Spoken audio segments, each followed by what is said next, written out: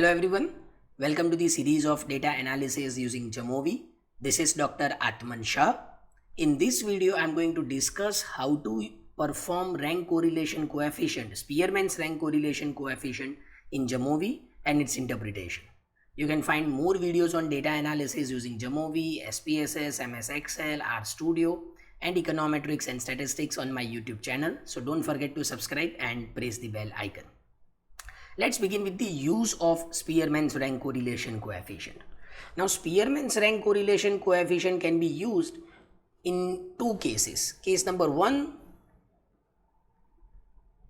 when we have ordinal data.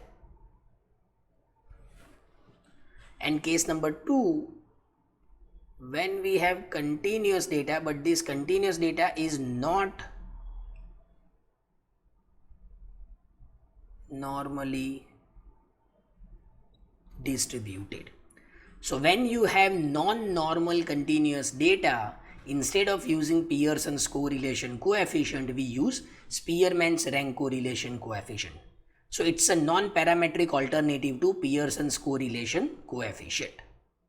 So see here, I have data set, or I have the data of two variables, psychological well-being and screen time, that is use of mobile phones per week, hours per week. So before we perform the test, we need to check whether this data is normally distributed or not. So for that, you go to exploration. In exploration, we have the option of descriptives. Select this. Move well-being and screen both to variables box. And here we have the option of normality, that is Shapiro-Wilk test. Now see the p-value and samples and test statistic value. So you can see the p-value for both variables is less than 0.05, and therefore we reject H0, and in this case H0 is data is normally distributed or data follows normal distribution. We are rejecting this claim. That means data does not follow normal distribution. So now we want to find the correlation coefficient, and therefore we can use Spearman's rank correlation coefficient. So what is null hypothesis? Null hypothesis of correlation analysis says that there is no significant correlation between psychological well-being and screen time. And alternative hypothesis says that we have the significant correlation. Let's understand the procedure. So first you go to analysis.